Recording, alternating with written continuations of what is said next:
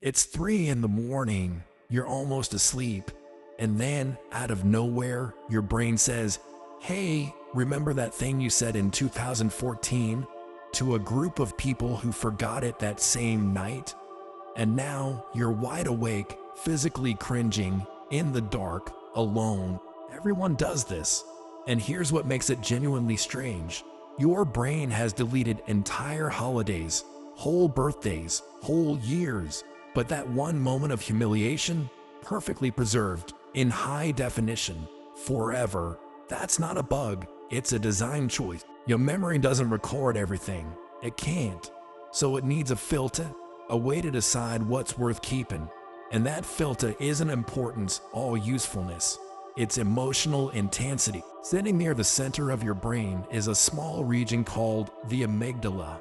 When something happens that feels emotionally charged, it essentially tags the moment, marking it as important and telling the memory system to save this one properly. So when you felt that flash of hot, full-body embarrassment, your brain read it as a 5-alarm event and burned it in with the detail it reserves for genuine emergencies.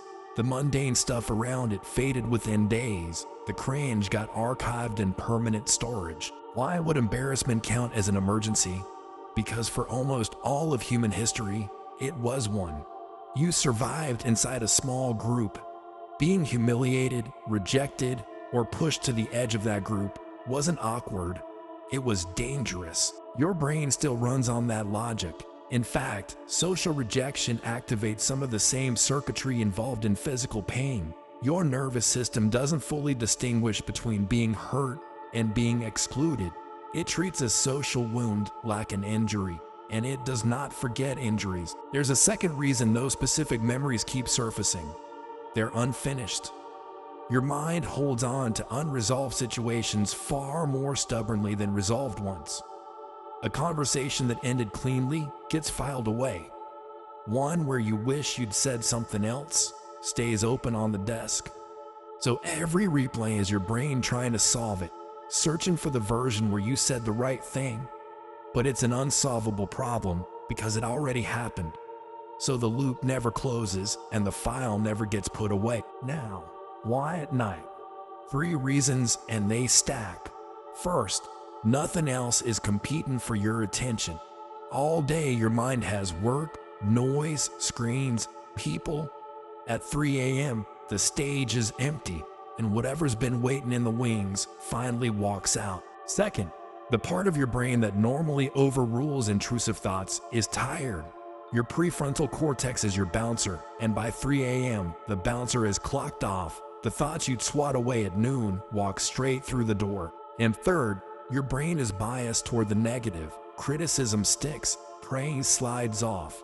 Bad experiences are encoded more strongly than good ones of equal size, because historically, missing a threat cost you far more than missing a compliment. Here's the part worth actually holding on to. That memory feels enormous because it's stored with the emotional weight of a survival event, but you're the only person carrying it.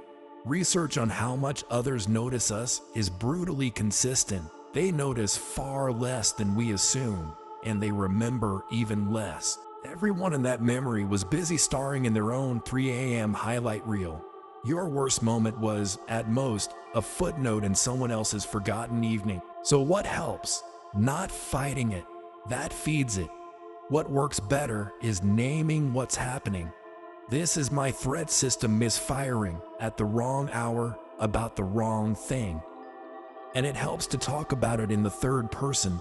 What did they do?